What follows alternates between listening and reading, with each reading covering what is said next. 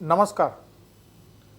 રામ જન્મભૂમિ આંદોલન એ એવું આંદોલન હતું કે જેની અંદર પત્નીઓએ પતિને, ભાઈઓને બહેનોએ અને માતાએ પુત્રોને કહ્યું હતું કે આ આંદોલનમાં તમે ભાગ લો. આ આંદોલન એ ભારતનું ભાગ્ય વિધાતા આંદોલન બની ચૂક્યું હતું. આ આંદોલનનું પરિણામ છે અયોધ્યામાં 22 જાન્યુઆરીએ પ્રાણ પ્રતિષ્ઠા મહોત્સવ. ભગવાન રામલલાની પ્રાણ પ્રતિષ્ઠા થશે. ભારતના સ્વાભિમાનનું પણ પુનઃસ્થાપન થશે. આ એક પડાવ છે અને યાત્રા એ ચાલુ રહેવાની છે.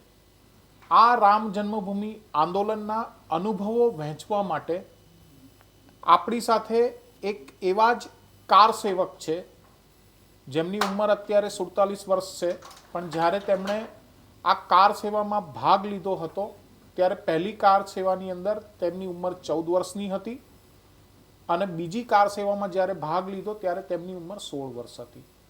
અને સૌથી મોટી વસ્તુ એ છે કે તેમના માતૃશ્રીએ તેમને બંને કાર સેવાની અંદર ભાગ લેવા માટેની પ્રેરણા આપી હતી.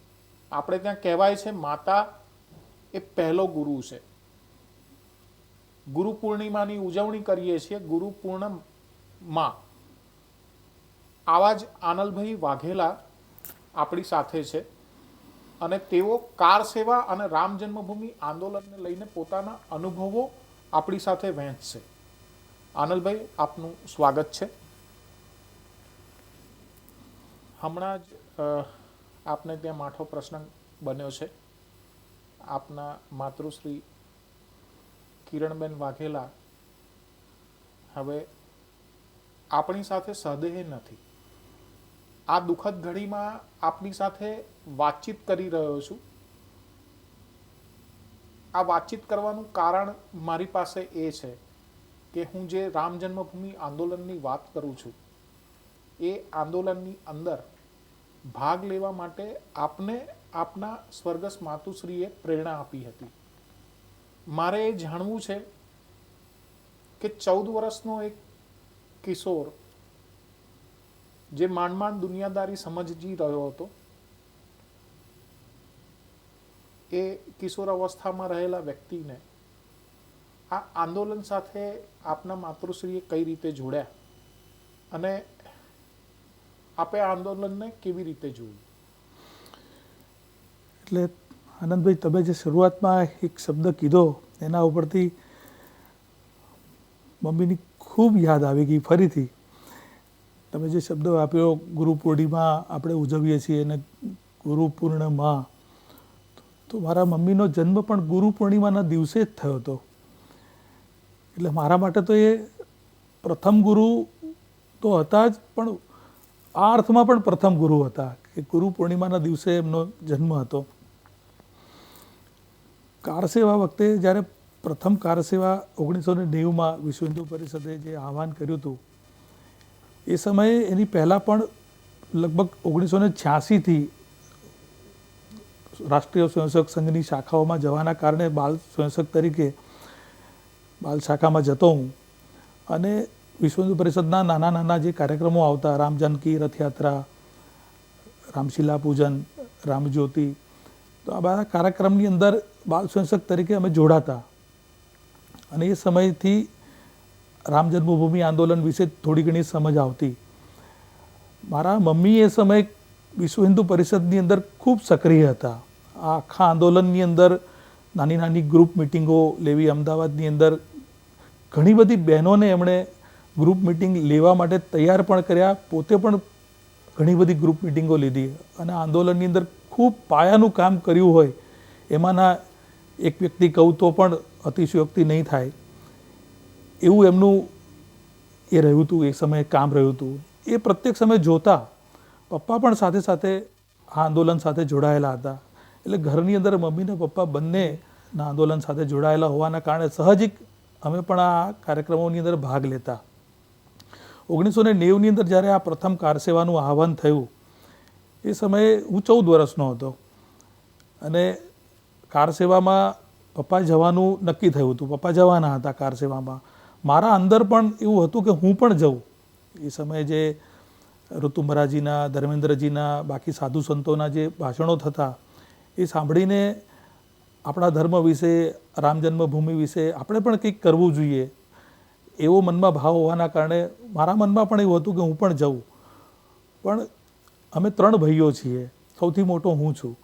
1989માં સૌથી નાના ભાઈનો જન્મ થયો હતો, એટલે 1990માં 1 જ વર્ષનો હતો.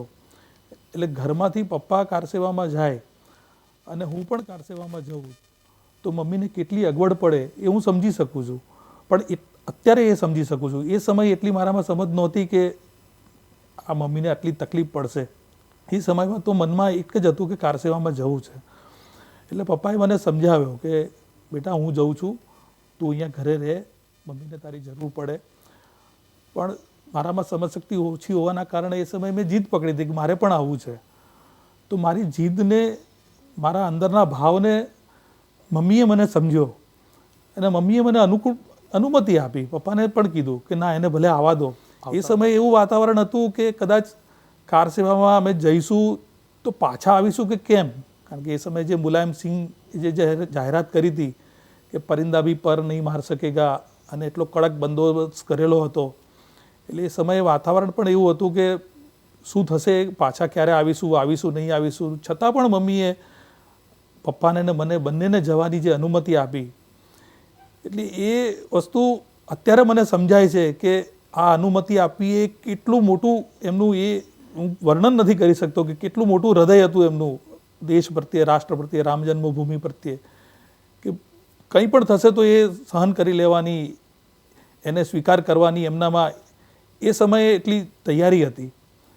એટલે આ મારા માટે આજના સમયની અંદર પણ ખૂબ મોટી વાત મારા મનની અંદર એ રહેલી છે. અત્યારે જ્યારે અત્યારે અમારી સાથે નથી, આ 10 તારીખે જ એમણે દેહત્યાગ કર્યો છે, પણ એમનું છેલ્લે સુધી, હમણાં જે નિધિ અભિયાન રામ જન્મભૂમિનું થયું ત્યાં સુધી એ સક્રિય રીતે એમાં ભાગ લઈને લોકોને મળવા જવું, આના માટે નિધિ અભિયાનની અંદર પણ એમણે સક્રિયપણે ભાગ લીધો છે. એટલે આખું જીવન એમ કહીએ કે સમાજ કાર્યમાં, દેશ કાર્યમાં, રામ જન્મભૂમિ આંદોલન સાથે જોડાયેલા રહ્યા એવું હું પ્રત્યક્ષ જોયું છે મેં. આ મારા મનની અંદર અત્યારે એમની યાદ આવે છે તો પણ હૈયું ભરાઈ જાય છે. આનંદભાઈ, ખૂબ સંવેદનાઓ છે. અત્યારે જે એટેચમેન્ટ દેખાય છે એ એટેચમેન્ટ સ્વાભાવિકપણે એક માતાને પોતાના 14 વર્ષના દીકરા માટે હોય.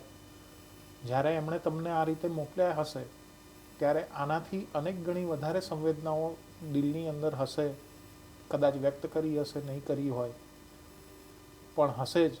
બિલકુલ.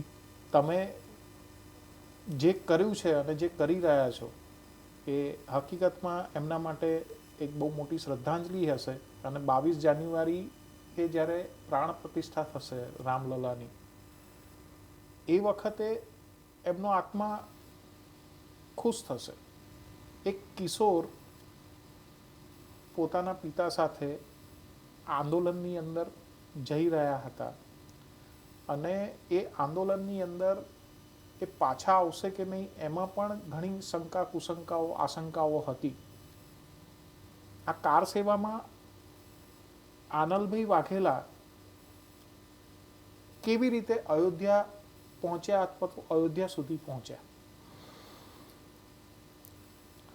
અહીંયાથી અમદાવાદની અંદરથી લગભગ 201 જેટલા કાર સેવકો અહીંથી નીકળ્યા હતા અને આખા ગુજરાતમાંથી કદાચ 500થી વધારે કાર સેવકો હશે.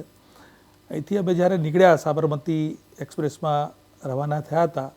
જે તારીખ હતી એના કરતાં થોડા દિવસ પહેલાં રવાના થયા હતા, કારણ કે પહોંચવું થોડું અઘરું હતું, એટલે થોડું વહેલાસર નીકળવું જ હિતાવહ લાગ્યું હતું બધાને. તો એવી યોજના બની હતી કે ટ્રેનની અંદર કોઈ સૂત્રોચ્ચાર વગેરે નહીં કરવા અને છૂટાછવાયા બધાએ બેસવું, જેમ એક સામાન્ય ટ્રેનના યાત્રી, પેસેન્જર તરીકે વર્તાવ આપણો રાખવો, બાકીના લોકો સાથે હળીમળી જવું, જેથી કરીને કોઈ અયોધ્યા પહોંચ્યા પહેલાં કોઈ બીજી દુર્ઘટના આપણી સાથે ન ઘટે. બને ત્યાં સુધી આપણે અયોધ્યા પહોંચી જવું, કારણ કે વાતાવરણ થોડું વિરોધમાં હતું. પોલીસો પણ બધી જ્યાં ખબર પડે કે કાર સેવક છે તો ધરપકડ કરી લેતી હતી. એટલે આ રીતની અમારી યોજના બની હતી. પણ ઝાંસી સ્ટેશને જ્યારે બીજા દિવસે સવારે અમે પહોંચ્યા તો ટ્રેન જે છે એ ત્યાં ઊભા રહેવાના સમય કરતાં વધારે ઊભી રહી.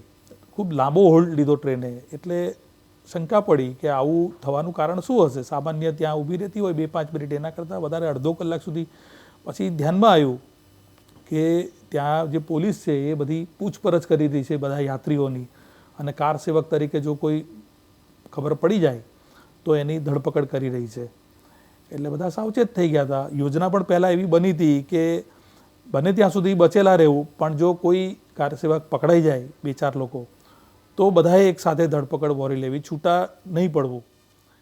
એટલે એવી રીતે ત્યાં 2-4 કાર સેવકો પકડાઈ ગયા અને એમની પોલીસે ધરપકડ કરી, એમને ટ્રેનથી નીચે ઉતાર્યા. ધ્યાનમાં આવી ગયું એટલે બાકીના બધા સૂચના મળી એટલે બાકીના બધા લોકોએ જય શ્રી રામના જયઘોષ સાથે ટ્રેનની નીચે ઉતરીને ધરપકડ વહોરી લીધી. ત્યાંથી અમને પોલીસ જે છે એ પછી ત્યાં એક ઝાંસીની અંદર એક નાનકડી કોલેજ હતી, એ કોલેજની અંદર જેલ જેવી વ્યવસ્થા ઊભી કરી હતી અને ત્યાં અમને બધાને રાખ્યા હતા. ત્યાં આમ તો વ્યવસ્થા, સરકારી વ્યવસ્થા તો કંઈ હતી નહીં જાજી, એટલે શરૂઆતમાં થોડીક અગવડ પડી અમને. પછી ત્યાંની જે ઝાંસીની જે રામભક્ત જનતા છે એમને જ્યારે ખબર પડી કે આ રીતે કાર સેવકોને અહીંયા રાખ્યા છે તો એમણે અમારી બધી જ વ્યવસ્થા, સવારના નાસ્તાથી લઈને બપોરનું જમવાનું, રાતનું જમવાનું, નાની મોટી જીવન જરૂરિયાતની બધી જ વ્યવસ્થા, એટલે કપડાથી લઈને ચપ્પલથી લઈને બાલ દાઢી કરવા સુધીની પણ ત્યાં વ્યવસ્થા રામ ભક્ત જનતાએ આખી ઊભી કરી દીધી હતી. કંઈ જ કોઈ પ્રકારની અગવડ ન પડે. ત્યાંના અમુક લોકો જે આગેવાનો હતા એ પણ વારે ઘરે અવારનવાર મળવા આવતા, કંઈ પણ ખૂટતું હોય તો આપણને પૂછપરછ કરતા.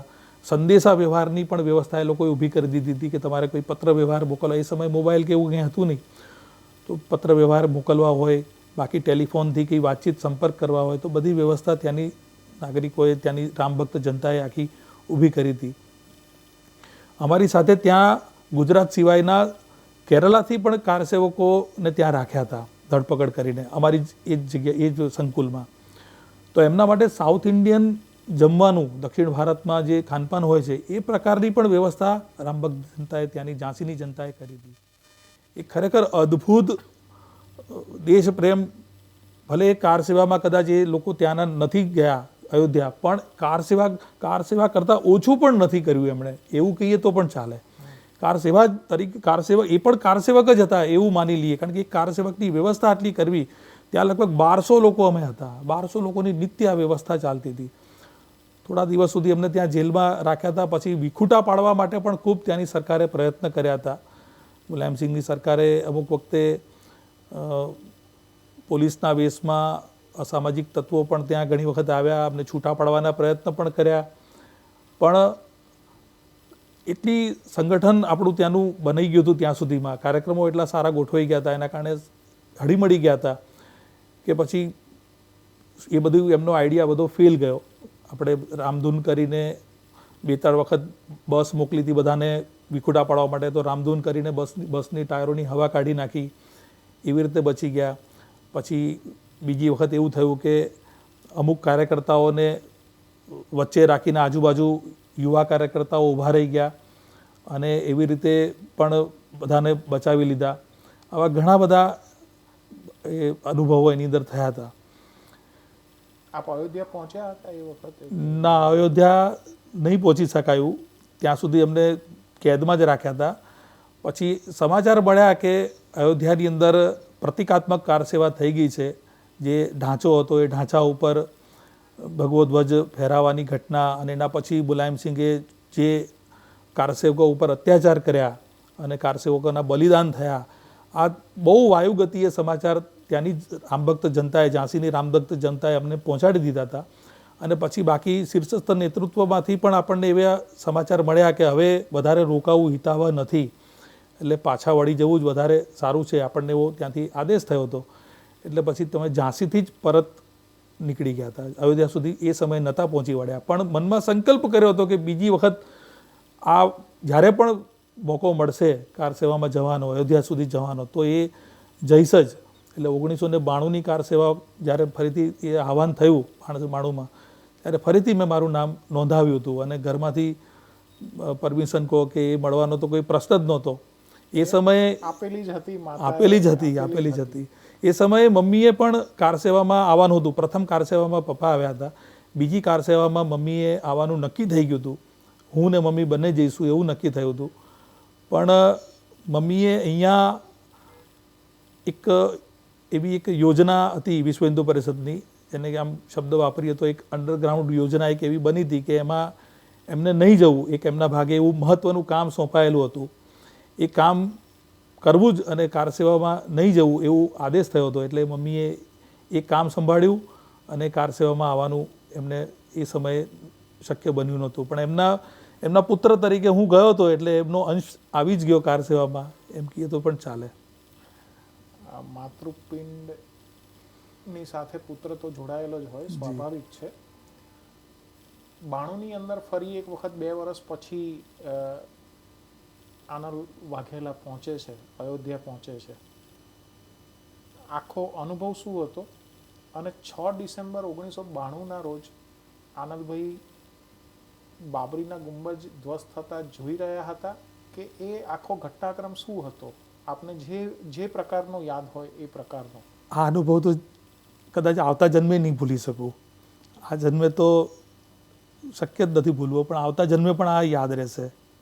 અને આમ તો ખરેખર આવતો જન્મ મળશે કે નહીં, કારણ કે મોક્ષ જ મળી ગયો છે આ ઘટના જોઈને એવું લાગે, એવું ફિલિંગ આવે છે.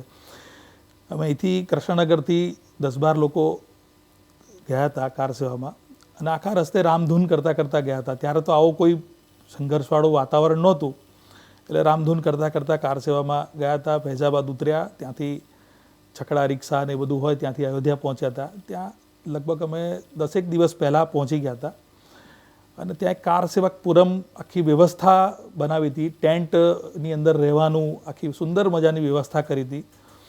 ત્યાં અમને એક કક્ષ આપ્યો હતો અમદાવાદથી, કર્ણાવતીથી આવેલા કાર સેવકો માટેનો. એમાં અમારી સરસ વ્યવસ્થા હતી, જમવાનું, પાણી, નાહવા ધોવાની વ્યવસ્થા, ટેમ્પરરી પણ બહુ સુંદર વ્યવસ્થા ત્યાં ગોઠવાઈ હતી. અને થોડા વહેલા પહોંચી ગયા હતા એટલે બાકીના જે કંઈ આયોજનની અંદર પણ અમને થોડું ઘણું સહભાગ થવાનો મોકો મળ્યો હતો. વચ્ચે સમય મળે તો અમે અયોધ્યાની અંદર પણ મંદિરોએ દર્શન કરવા જતા, સરયુ ઘાટે જતા. ત્યારે ત્યાંની અયોધ્યાની જે જનતા છે, અયોધ્યાની જે રામભક્ત જનતા છે, એમને મળીએ ત્યારે ખબર પડે કે કાર સેવક છે તો આપણા પ્રત્યે એકદમ અહોભાવથી આપણને એમનું આવકાર મળતો, સ્વાગત મળતું. આપણને કોઈ અગવડ ઊભી ના થાય, કોઈ મુશ્કેલી ના ઊભી થાય, એના એ ત્યાંની જનતાએ ખાસ ધ્યાન રાખતી. તો એ સુંદર મજાની વ્યવસ્થાની અંદર અમે જ્યારે પહોંચ્યા હતા તો આ બધું શરૂઆતમાં અમે માણ્યું. પછી જ્યારે થોડાક દિવસ પહેલાં, એટલે કાર સેવા 6 ડિસેમ્બર હતી, એના એકાદ દિવસ પહેલાં એવા સમાચાર મળ્યા કે પ્રતિકાત્મક કાર સેવા કરવાની છે. આપણે સરયુ નદીની રેતી લાવવાની છે અને જે આપણી જન્મભૂમિનું સ્થાન છે ત્યાં એ રેતી પધરાવવાની છે. લાખોની સંખ્યામાં ત્યાં કાર સેવકો પહોંચી ગયા હતા. તો બીજે દિવસે સવારે વહેલા ઉઠીને નાહી ધોઈને સ્નાન કરીને અમે સરયુ નદી પહોંચી ગયા. ત્યાં ઘાટ ઉપરથી રેતી લઈ અને જે જન્મસ્થાન છે ત્યાં અમે બધા પહોંચી ગયા. ત્યાં પણ અમારી જેમ જ પુષ્કળ લોકો લાખોની સંખ્યામાં પહોંચી ગયા હતા. બીજા લોકો આવી રહ્યા હતા, બધા રસ્તામાં હતા. અમે લગભગ 11, 10:30, 11 વાગે ત્યાં પહોંચી ગયા હતા. 11:30નો કંઈક સમય હતો કે 11:30 પ્રતિકાત્મક કાર સેવા વગેરે કરવી, 11:30, 11:45ની આસપાસ. અને ત્યાં પહોંચી ગયા ત્યારે સરસ મજાનું ત્યાં બેસવા માટેનું બાકી વ્યવસ્થા ગોઠવાઈ હતી. સરસ મંચ બન્યો હતો. ત્યાંથી જે કંઈ આહવાન થતા હતા, ત્યાંથી જે કંઈ સૂચનાઓ મળતી હતી, વિશ્વ હિન્દુ પરિષદના શીર્ષસ્થ નેતૃત્વ ત્યારે હાજર હતું. રાષ્ટ્રીય સ્વયંસેવક સંઘના સ્વયંસેવકો અને પોલીસોની પણ સુંદર મજાની વ્યવસ્થા બધી ગોઠવાઈ હતી. બહુ સરસ મજાનું ભક્તિપૂર્ણ વાતાવરણ ત્યાં હતું. લગભગ 11:30, 11:45 કે 12 વાગ્યાની આસપાસ એકદમ કંઈક હળબળાટી થઈ અને થોડુંક આમ વાતાવરણમાં કંઈક તંગદિલી આમ એવું થયું કે કંઈક થયું એમ એવું લાગ્યું.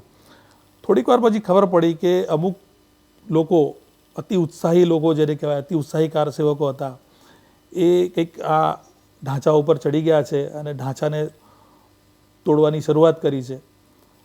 આવું ત્યાં થતાં જ જે કંઈ પોલીસ છે, RSSના સ્વયંસેવકો છે, આ લોકોએ પણ બધા જ લોકો શાંત રહે, કોઈ હળબળાટી ન થાય, આમાં તરત જ એ લાગી ગયા કામે. અને મંચ ઉપરથી પણ જે આહવાન થયા એ આવું નહીં કરવાના, જે કંઈ લોકો આવું કરી રહ્યા છે એ શાંત થઈ જાઓ, આપણે નીચે આવો, ભક્તિ આપણે જે કાર્યક્રમ નિશ્ચિત થયો છે એ પ્રમાણે આખું આપણે કામ કરવાનું છે, આના આહવાન પણ થયા.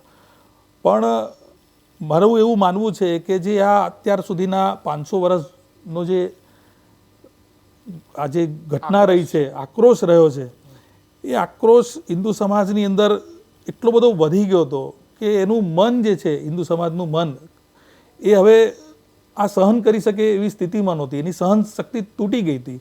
આ ઢાંચો એમને એક કલંકની નિશાની તરીકે દેખાઈ આવતો હતો, એટલે એ રોકી શકે એવું નહોતું. એના ભાવ એટલા બધા આવી ગયા હતા, ભાવમાં આવી ગયા હતા કે હવે એ આ વિશ્વ હિન્દુ પરિષદનો કાર્યક્રમ છે એવું એમાં આ એક હિન્દુ સમાજનો કાર્યક્રમ છે અને હિન્દુ સમાજ ઉપર થયેલા આક્રમણના પ્રતીકને આપણે સહન જ નહીં કરી શકીએ એવા મનમાં ભાવ આવી જવાના કારણે એટલે રોકી નહીં શક્યા. ખૂબ પ્રયત્નો થયા પણ રોકવું અશક્ય થઈ ગયું હતું. જેને કહેવાય કે એક સીમા સુધી લોકોને રોકી રાખ્યા હતા. પણ આવી ઘટના નજરની સામે આવતા બાકીના લોકો પણ એની અંદર આવી ગયા, એ ભાવમાં આવી ગયા. એ ભાવના કારણે એટલી પ્રચંડ શક્તિ નિર્માણ થઈ, એટલે સાક્ષાત હનુમંત શક્તિ ત્યાં દેખાઈ આવી હોય, પ્રગટ થઈ હોય એવો ભાવ આવી ગયો. કારણ કે જે ઢાંચાની જે દિવાલો હતી, અમે પ્રત્યક્ષ, હું પણ એ ઘટનાનો સાક્ષી તો રહ્યો જ છું, પણ હું પણ એ ભાવમાં આવી ગયો હતો. અને અમે એ દિવસથી લઈને બપોરે કદાચ અમે ઊભા 2 બટકા કંઈક ખાધું હશે, બીજે દિવસ સવાર સુધી આ કામની અંદર, આ કાર્યની અંદર, રામકાજની અંદર અમે વ્યસ્ત રહ્યા. આખી રાત આ કામની અંદર અમે વ્યસ્ત રહ્યા હતા. જે દિવાલો હતી એટલી જાડી હતી કે અત્યારના આધુનિક સાધનો, જેને કહેવાય છે આ બધું મલબો ખસેડવાના સાધનો કહો, એનાથી પણ એ દિવાલો તૂટે અથવા એનાથી હલે એવું દેખાતું નહોતું. એટલી જાડી દિવાલો, કોઈ પણ જાતના તૈયારી વગર, કોઈ સાધનો વગર, માત્ર દોરડા, રસ્સી, પછી તીકમ, પાવડા, એવા સામાન્ય એકાદ માણસ કામ કરી શકે એવા નાના મોટા સાધનોથી આખો ઢાંચો જે છે એ જમીનદોસ્ત થયો. અને ખાલી જમીનદોસ્ત નહીં, પણ એનો નાનો કાટમાળ પણ કેટલાય અંતર સુધી દૂર મુકાઈ ગયો. બીજે દિવસ સવાર પડતા તો એક નાનું રામ મંદિરનું નિર્માણ પણ થયું. એ જ્યારે ઢાંચો તૂટ્યો એમાંથી ઘણા બધા અવશેષો પણ જૂના મંદિરના નીકળતા હતા, એના પણ અમે સાક્ષી રહ્યા છીએ. અને બીજે દિવસે સવારે એક નાનું મંદિર ત્યાં બની ગયું. સવારે 7 વાગે અમે એ રામલલાની આરતી કરી, નવા મંદિરમાં રામલલા વિરાજમાન થયા અને સવારે 7 વાગે આરતી કરી રામલલાની. અને એ સમયે રામલલા સમક્ષ ફરીથી સોગંદ લીધી હતી કે અહીંયા આપણું તમારું ભવ્ય મંદિર બનશે ત્યારે અમે ફરીથી આવીશું. આવી સોગંદ લઈને ત્યાંથી અમે બધા પાછા રવાના થયા. અને સમાચાર પણ મળ્યા હતા કે હવે ત્યાંના મુખ્યમંત્રી કલ્યાણસિંહે રાજીનામું આપી દીધું છે અને ત્યાં મિલિટરી શાસન વગેરે લાગી ગયું છે, એટલે ત્યાંથી નીકળી જવાની સૂચના પણ મળી હતી. એને ધ્યાનમાં રાખીને અમે ત્યાંથી સવારે પછી ત્યાંથી અમદાવાદ આવવા નીકળી ગયા હતા. આનંદભાઈ, બાબરી ઢાંચો ધ્વસ્ત થયો, દેશ ઉપર આક્રાંતાઓ દ્વારા લગાવવામાં આવેલું કલંક મિટાવાયું. એ કાર સેવામાં પુત્ર પણ સહભાગી હતો અને આ પુત્ર ઘરે આવ્યો ત્યારે આપના સ્વર્ગસ્થ માતૃશ્રી કિરણબેનનું શું રિએક્શન હતું? એમને આપને શું પૂછ્યું એ જાણવું છે અને એમણે શું ભાવ વ્યક્ત કર્યો? એટલે જ્યારે ભગવાન રામના રાવણ સાથેના યુદ્ધ પછી એ યુદ્ધમાં ભાગ લઈને રામ ભક્ત એક રામ યોદ્ધા ઘરે પાછો આવતો હોય એવી રીતે મારું ઘરે સ્વાગત થયું. આવતાની સાથે મારી મમ્મીએ મારી આરતી ઉતારી. અને એક પુત્ર તરીકે તો નહીં, પણ એક જાણે ભગવાનના એક અંશ તરીકે મને એનો પ્રેમ મળ્યો. મને એનું આમ મને હજી ચહેરો યાદ છે એનો, એ સમયનો. હું એમનું જાણે બહુ મોટું કામ કરીને આવ્યો હોઉં, બહુ મોટું કામ કર્યું છે મેં, એવો એના મનમાં ભાવ હતો. અને હું એનો પુત્ર છું, એનો ગર્વ પણ એને હતો કે મારા પુત્રએ આ કર્યું છે, મારો પુત્ર જઈને આવ્યો છે.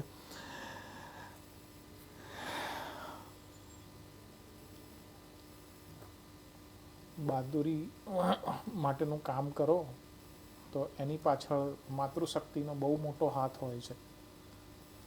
આપે જે કામ કર્યું છે એની પાછળ આપના માતાની શક્તિની બહુ મોટી ભૂમિકા છે.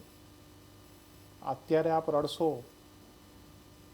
તો એમને દુઃખ પહોંચશે, પણ આપણે એ આખી ઐતિહાસિક અને કલંકને મિટાવતી ઘટનાની વાત કરી રહ્યા છીએ.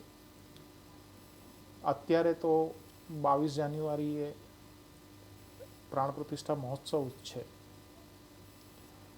આ મહોત્સવ એ શું આ રામ મંદિર આંદોલનની પૂર્ણાહુતિ છે કે એક નવી શરૂઆત છે, એક પડાવથી આગળના પડાવની? એ કયો પડાવ આપ જોઈ રહ્યા છો? રામ મંદિર એ ભારતના ધાર્મિક પરિપ્રેક્ષ્યમાં એને જોઈએ તો ધાર્મિક પરિપ્રેક્ષ્યમાં તો ચોક્કસ છે જ. રામને આપણે સમાજની અંદર ભગવાન તરીકે સૌ માને છે, અને રામ મંદિર એટલે એ તો ખરું જ. સંસ્કૃતિના પરિપ્રેક્ષ્યમાં પણ એ ખરું, પણ એથી વધારે રાષ્ટ્રના પરિપ્રેક્ષ્યમાં રામ મંદિરને જોઈએ તો મને એવું લાગે છે કે વધારે એ વધારે યોગ્ય રહે છે. રામ એ રાષ્ટ્રપુરુષ પણ છે, ભગવાન તો છે જ, મહાપુરુષ પણ છે, પણ એની સાથે રાષ્ટ્રપુરુષ પણ છે. રામ મંદિર આંદોલન એ આ દેશની હિન્દુ પ્રજા છે, હિન્દુ જનતા જે છે એને એનામાં પ્રાણ ફૂંકવાનું કામ રામ મંદિર આંદોલને કરેલું છે. એક સ્વમાન જેને કહેવાય, સ્વધર્મ જેને કહેવાય, એ જગાડવાનું કામ રામ મંદિર આંદોલને કર્યું છે. એટલે આ રામ મંદિરનું નિર્માણ થવું એ એક પ્રકારની એને આપણે જીત તો માની શકીએ, પણ એ અંતિમ જીત છે એવું નથી. આ એક પ્રથમ ડગલું, પ્રથમ પગથિયું એને કહી શકાય કે એક આ દેશની હવે જે આ દેશની અંદર જે પરિવર્તન આવવાનું છે, આ દેશની જે દશા જે હવે બદલાવાની છે, અને જે આખું જેને કહેવાય કે વિશ્વગુરુ તરફ આપણે જે ભારતને લઈ જવાનો આપણો જે સંકલ્પ છે, વિચાર છે, એની શરૂઆતનું પ્રથમ પગથિયું એ રામ મંદિર આંદોલન અને આ રામ મંદિર આંદોલનની અંદર આપણને મળેલી સફળતા, એ પરિપ્રેક્ષ્યમાં હું આ રામ મંદિર આંદોલનને અને આ જે પ્રાણ પ્રતિષ્ઠા થવા જઈ રહી છે અને મંદિર ભવ્ય બનવાનું છે એને હું જોઈ રહ્યો છું કે હવે આની અંદર લોકો સુધી આ કામ પહોંચી ગયું, લોકોને આ વસ્તુ સમજાઈ કે આપણી સંસ્કૃતિ, આપણો દેશ, આપણો રાષ્ટ્ર એ સર્વોપરી છે અને વિશ્વની અંદર આની કોઈ જોડ નથી.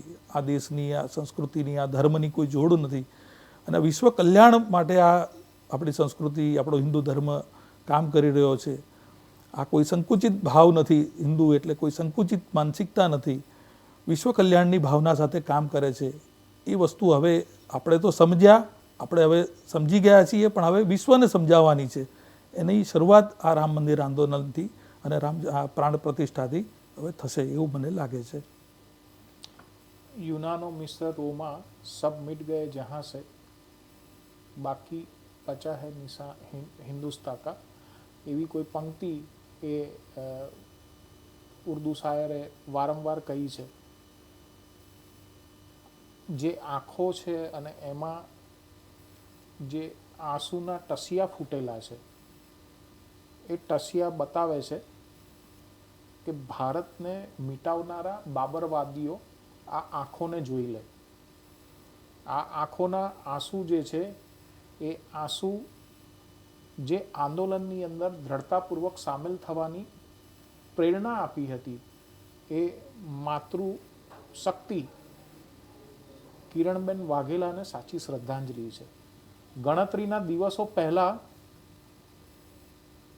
એમનું અવસાન થયું છે, છતાં એક પુત્ર વાત કરવા માટે તૈયાર છે, વાત કરી રહ્યા છે, વાત કરી ચૂક્યા છે.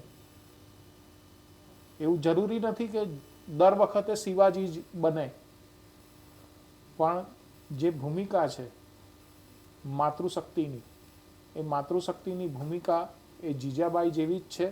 અને જે કામ આનલભાઈ વાઘેલાએ કર્યું છે એ કામ છત્રપતિ શિવાજી મહારાજે હિન્દુ પદ પાતશાહી સ્થાપવા માટે જે સંઘર્ષ કર્યો, એ સંઘર્ષના ભાગ બનવા માટેની જે પ્રેરણા આપી છે બેન આ આનલભાઈ વાઘેલાની સાથે એમના માતા કિરણબેન વાઘેલાની પ્રેરણા રૂપે જોડાયેલી છે. આ લડાઈ આગળ પણ ચાલુ રહેશે. રામ ભક્તો ન ઝૂક્યા છે ન ઝૂકશે.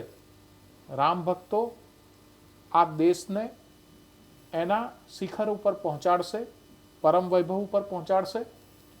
અને જે બાબરવાદીઓ, જે આક્રાંતાઓની પરંપરાઓને પાળનારા લોકો છે, એ લોકો ભારતને ક્યારેય બરબાદ નહીં કરી શકે. રામ જન્મભૂમિ આંદોલન એ આ જ આંદોલન હતું કે બાબરવાદીઓ, આક્રાંતાઓની પરંપરાને માનનારા લોકો આ દેશમાંથી ભૂસાય. અને આ જ ભાવ છે કે આનલભાઈ વાઘેલા જેવા લોકો, કરોડો રામ ભક્તો, લાખો કારસેવકો ની અંદર આ ભાવનાઓ ધરબાયેલી છે અને આ ભાવનાઓ ભારતને મીટવા નહીં દે. ખૂબ ખૂબ આભાર આનલભાઈ. એક વાત કેવી હતી કે મમ્મીએ છેલ્લા 1 વર્ષથી એટલા અશક્ત થઈ ગયા હતા કે એ ફિઝિકલી બહુ કંઈ જઈ નહોતા શકતા બહાર. એટલે મને એવું લાગે છે કે આ 22મી તારીખે જે પ્રાણ પ્રતિષ્ઠા થવાની છે એમાં મમ્મી જો અત્યારે હોત તો એ માત્ર ટીવી ઉપર આ કાર્યક્રમ નિહાળી શકત, પોતે સદેહ જઈ ન શકત. ઈશ્વરની ઈચ્છા એવી છે કે એને સૂક્ષ્મ શરીરે ત્યાં એ બોલાવવા માગતા હતા. એટલા માટે એમને કદાચ આ શરીરને ત્યાગ કરાવ્યો હશે ઈશ્વરે અને ત્યાં એમને સૂક્ષ્મ શરીરે હાજર રાખશે અયોધ્યા. આવો મને ભગવાન રામ ઉપર વિશ્વાસ છે અને એના જ કારણે આ જે એમનું હમણાં અવસાન થયું છે એ નિમિત્તે જ થયું છે. એટલે ત્યાં એ અયોધ્યામાં સાક્ષાત ભગવાનની આ પ્રાણ પ્રતિષ્ઠામાં એ હાજર જ રહેવાના છે, એટલું જ મારે કહેવું છે. જય શ્રી રામ. ખૂબ ખૂબ આભાર. ખૂબ ખૂબ આભાર.